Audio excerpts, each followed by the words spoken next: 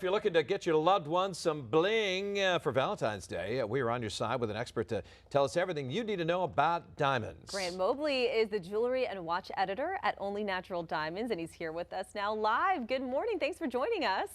Hey, good morning. Thanks so much for having me. Of course, I already like what I'm seeing. Can you first start by telling us about the history of diamonds and how they became a symbol of love? Yeah, of course. So it's my favorite topic, so I could talk all day about it. So believe it or not, diamonds were discovered about 3,000 years ago in India.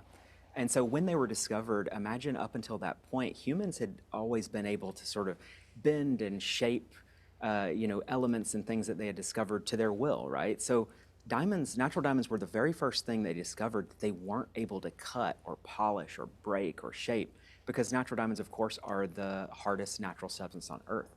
So it kind of immediately filled them with all of this folklore and things. You know, they were the tears from God, and they were created from lightning, and all of these amazing things, because humans just were enamored by them. Not only were they beautiful, but they were so indestructible. And so fast forward to when they made their way to Europe, we actually get the word diamond from the word adamas, which is what the ancient Greeks called diamonds, which adamas actually means unbreakable or unalterable. And what's interesting about that is that they used that word to also describe love. And so, because what else is unbreakable besides a diamond? And it's love. And so I kind of love that. And that was sort of the beginnings of that, really tying them to love.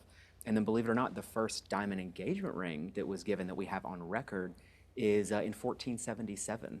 And so that really is what sparked that tradition around the world that we still, follow today. So, Wow. You talked about natural diamonds. I had no idea there's actually lab-grown diamonds. Talk about the difference. yeah, well, I like to tell people, some people, there's a common misconception that they're the same thing, but this is not true. Lab-grown diamonds and natural diamonds are different products. And I like to tell people, if they were the same, we wouldn't be able to tell them apart. But in fact, we can distinguish them 100% of the time. So they are not the same product. Natural diamonds were formed about between 1 and 3 billion years ago. That's billion with a B. So we're talking about an insanely long time ago, far before any life on Earth.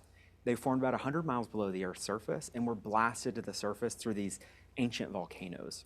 And so that's kind of their origin story. Whereas lab-grown diamonds are, of course, a man-made or manufactured product to be like a diamond. And so while they mimic the physical and chemical characteristics of a diamond, they're not the same product, because they can be grown in about a couple of days to a couple of weeks. And so this really rapid growth process makes us be able to tell the difference very easily. And because they can be made in unlimited quantities, they don't have the value of natural diamonds, because natural diamonds get their value based on how rare they are to find in nature. So the rarer they are to find in nature, the more valuable they are. Simple as that. And so because lab-grown diamonds can be made in unlimited quantities, they don't have that. That's why their lab-grown diamond value has dropped about 85% since 2016, whereas natural diamond value continues to go up about 3% on average per year for the last several decades. All right, let's talk about the 4 C's. People at home might be familiar with them, and how important they are when buying a diamond.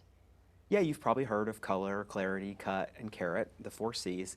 These are important in categorizing diamonds and evaluating diamonds, but I like to tell people they are not, you have to take it with a grain of salt, because they're not everything. The 4 C's don't paint the whole picture when it comes to the diamond. So, you can use them as a guide, but it's very often you might see a diamond side by side, one that has higher in color and clarity characteristics and one that has lower, and you might like the lower one better, and it might be more affordable as well.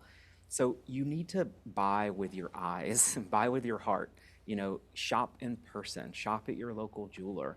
Don't do everything just online. Online is great for inspiration and finding out what you like and that sort of things, but you need to see things in person, and don't let the 4 C's disrupt what you actually like in person. Buy what looks good to you. Don't just think about the 4 C's. We have 30 seconds left. Tell us about at least as many as you can in 30 seconds, the jewelry you have in front of you. So I like to tell people for Valentine's Day, stick with the basics. Your tennis necklaces, your diamond tennis bracelets, your diamond hoop earrings. These are the great, heirlooms that you can buy that are part of every great jewelry wardrobe. They can be worn unlimited different ways, mix and match with different things. It's you just can't go wrong with the diamond essentials. And so that's what I like to tell everybody. If they don't already have a tennis necklace, then that better be on your list. Hey, they are girls' best friends. They That's are. what they say. Grant, thank you so much. Really appreciate it. Learned a lot about diamonds that I didn't know. I didn't know there were fake ones. Jeez. Or lab The history made. is I mean, yeah, I fascinating as know. well. Thank you so much again for your time. Oh, of course.